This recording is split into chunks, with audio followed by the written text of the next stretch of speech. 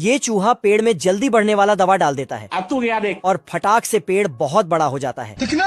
लेकिन इस भालू को कुछ भी पता नहीं चलता है, इसीलिए एक डाली तोड़कर जाने लगता है। लेकिन तभी बाप रे! तो साला चूहा नीचे ईंट और सीमेंट से एक आग सेकने का चूल्हा बना देता है। करे भाई। तभी भालू यहाँ पर टपकता है तो चूहा उस पे सोफा रखकर सिगरेट फूकने लगता है।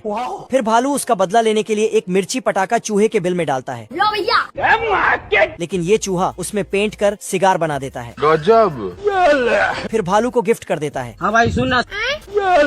Thank you. लेकिन भालू का शक्ल, हे प्रभु। भालू ये सब भुलाकर सोने का खजाना ढूंढने लगता है। आज कमाएगा तो कल बैठकर खाएगा। पर चूहा खजाने का मालिक पहले से था। मजा आ गया भाई। चूहे के ऊपर मिट्टी टपकता है तो चूहा गुस्से से जाता है और इसका कुदाल को काट देता है। ये क्या तमाशा लगा रखा है तूने? लेकिन भालू खजाना ढूंढते रहता है। चूहा एक लकड़ी में पत्थर रखकर भालू पे फेंकता है, लेकिन भालू को घंटा भी फर्क नहीं पड़ता है। अच्छा। तो चूहे ने बड़ा सा लोहा रखकर भालू पर फेंक दिया। अरे दादा रे! खत्म, बाय बाय, टाटा। और फिर साला भालू अमीर बनने के लिए फिर से खजाना ढूंढने लगता है। तो चूहे ने इसके पीछे एक मशीन लगाकर सारा मिट्टी इस पर ही टपका दिया लो भैया। Good bye. और एक सुरंग बनाता है। अब देख तू। और फिर एक पटाखा जलाकर इसके मुंह में डाल देता है। लो भैया। बस। तो भालू और फिर चूहा।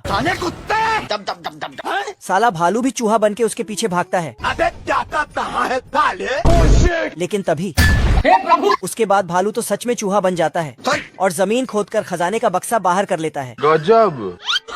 लेकिन चूहा बोलता है साले तू तो भालू उसका चाबी घुमाकर छोड़ देता है।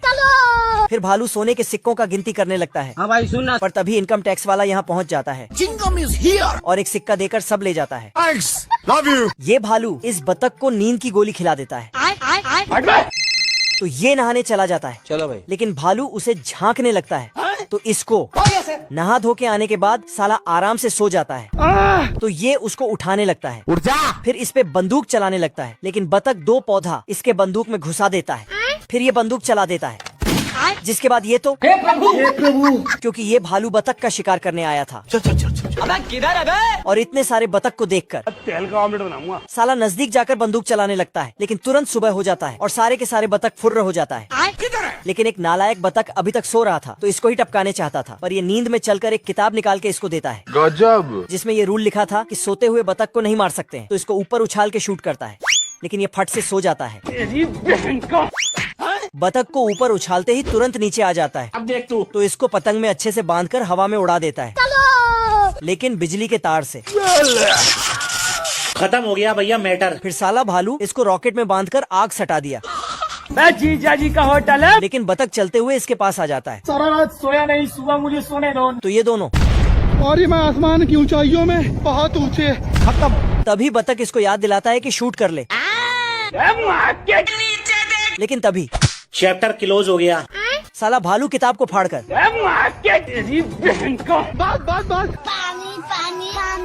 फिर भालू पानी में जाने के लिए एक बोट बनाता है। लेकिन बतख बहुत होशियार था। क्या रे भिख मंगिया? इसका ही बंदूक इसके बोट पे चला देता है तो ये और हवा निकाल देता है। फिर इसके मुंह में भर देता है और फिर लो भैया। तो ये बंदूक चलाने लगता है, लेकिन इसको स्टॉप करने बोलता है क्योंकि शाम हो गया था। दोस्तों, आपका फेवरेट पक्षी कौन सा है कमेंट में बताओ।